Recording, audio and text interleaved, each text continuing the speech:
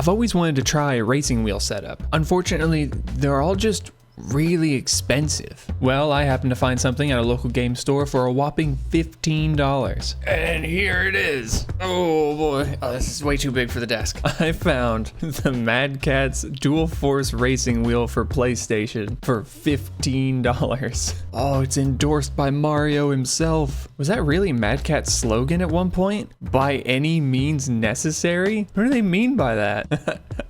Look at these cool dudes.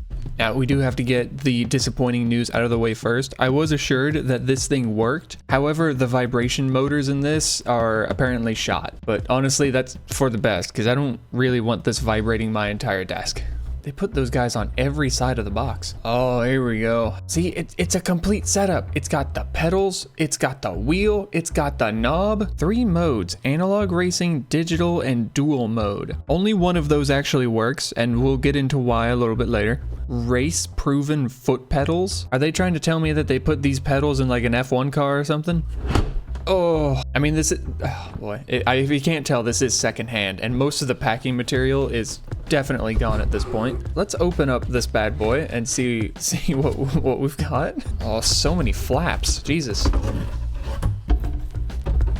Oh, there it is. Okay, I need to take this off the desk so I can actually take this out. All right, first, we've got our pedals. This will be the only time you see them because I'm gonna have to put them under the desk so I can use them. And the cable they gave us is just shy of 6 feet. Oh my goodness, it never peeled it. Oh, I don't know if I've ever had a peel make that noise before. Pristine Mad Catz logo. These pedals are very basic. You can see it's just a big thick metal wire and that's the only thing in there that gives you resistance. Other than that, it's very cheap and very creaky plastic. Okay, here's our wheel. I'm sure at one point this made sense when analog controllers were kind of new for the PlayStation, because this came out in 1998, and Sony's first party DualShock I think came out in 97.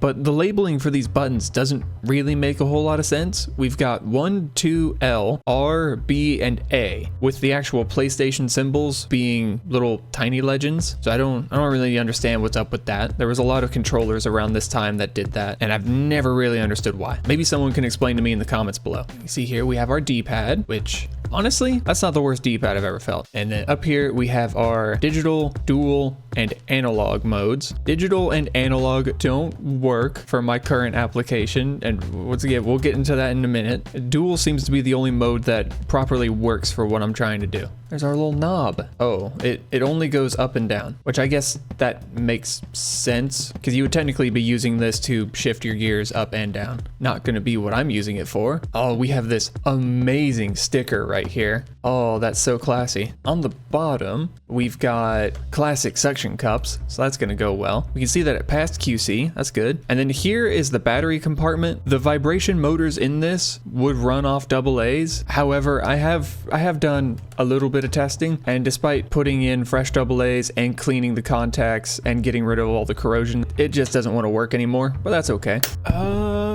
Cable's about 7 feet long. Okay, let's stick this bad boy to the desk. Sorry, mousepad, you're just gonna have to go. Are you all ready for a magic trick? Oh, that almost worked. Oh, I still don't quite have enough space. Sorry, Herbie, you're just gonna have to move. Oh my God, this is gonna be so horrible. Just turning this wheel is awful. Oh man. Movement wise, it goes all the way around to here, and it does come back to the center. Ooh. But if you know anything about cheap racing wheels, you'll know that there is no motor to this at all. It is basically just got some elastic bands inside of here. That is what's giving you the resistance, and that's what's bringing the wheel back to the center, which it recenters itself reasonably well. Okay, now we just bring up our foot pedals through the hole. I don't know why I'm even bothering to screw it in. It really doesn't need to be screwed in. Suction cups work surprisingly well. Oh my goodness, I didn't look in the bottom of the box. A vintage Mad Catz warranty registration card. Fun fact, if you don't know, Mad Catz is still around and they do still make things. At some point, I'm definitely gonna have to try out some modern Mad Catz products. Okay, we're almost ready to use this thing. There's just one problem, and that is this. I'm not testing this with an actual PlayStation. I'm going to be using this on my Steam Deck. If you've seen my channel before, you're probably familiar with some of these guys. None of these wanted to work with this racing wheel, so I had to try something a little bit different. This is the X Joy Box. This is an adapter that goes from PlayStation 2 to original Xbox, and then we had to go from original Xbox to USB. For some reason, this works. I'll just get that plugged in there. Now, obviously, this is a racing wheel, so naturally, there's only one racing game that I play, so we're gonna have to just use this on that. Where was X? X is over here.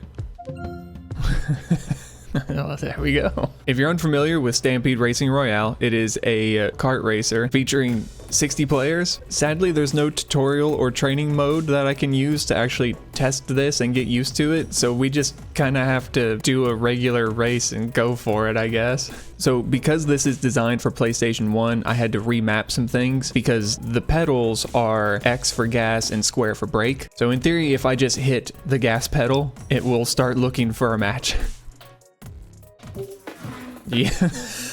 Oh god. Oh, I didn't even notice. There's buttons back here. Oh, okay. So because over here, this is labeled L2 and over here is labeled R2, I'm guessing these extra buttons on the back are actually your shoulder buttons. Okay, so I think I have the shifting knob. I have it bound to be left analog stick up and down. Oh, this is going to be important for if I need to throw specific items forwards and backwards, because now I'll have to take one hand off the wheel and move this and then hit the throw button. Oh man, I mean, like, I love the idea of this, but nothing about this is going to go well in any way. Oh, my wheels move. Yes. Oh, that's less than ideal. No, we got this. We got this. Everything's fine. Everything's fine. Oh, no. No, that's not what I want. That is a mechanic that does not work well on this. Because to shake off those sticky bombs, you have to constantly like wiggle your analog stick back and forth, but in this case, it's wiggling the steering wheel back and forth, which is not ideal. Oh, God. Oh, my arms are already getting tired. Oh, I'm in first. I don't know how I'm managing that. Avoid the jelly cubes. Or just drive straight through them. Either way. Oh, okay. I'm gaining. Oh, no. No, don't turn that way. Oh, Jesus. I'm not that far away from the front. Okay, here we go. I just gotta be patient. Just gotta be patient with it. Throw that, yeah. Okay, I'm pleasantly surprised that I managed to get first. Suction cups are not the most ideal thing for keeping this in place, because whilst I can't lift it off the desk, it slides real easy. Uh-oh, game crashed, okay. All right, that wasn't ideal, but it was usable. I'll tell you what though, while we're here, I want to take a look in Steam Input and just see how this whole thing is actually behaving.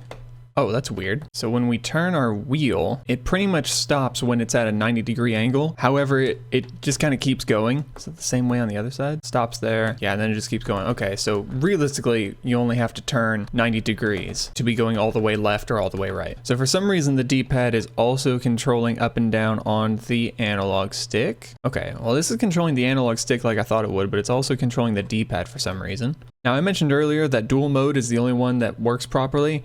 If I switch this to analog, it just kind of does that. I don't exactly know why. I think digital does the same thing, yeah. Now that I know I don't have to turn the wheel past 90 degrees, I'm gonna do one more series to see if I can at least get on the podium. Okay, I put a shoe on this time, so hopefully my foot won't slip off the gas pedal as much. There we go. Okay, I got some amount of boost. Cool. Whoa. Everything's fine. Everything's fine. No need to panic.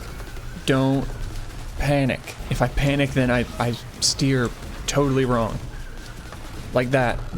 I mean, it's still not going well. I just need to relax. Just need to relax. Casual drive. This is just a casual drive. I'm getting hit by objects. That's a wall. Casual drive. So if I want to throw this forward, I just need to shift up and then do that. Oh, I missed him. I stand a chance to actually get third. Oh, can I get second? No, I'm gonna hit a wall instead. No. Yeah, hit him. Oh, I forgot what the button was to throw objects. Oh man, even just like lightly pressing this thing. This plastic is just so creaky. Okay.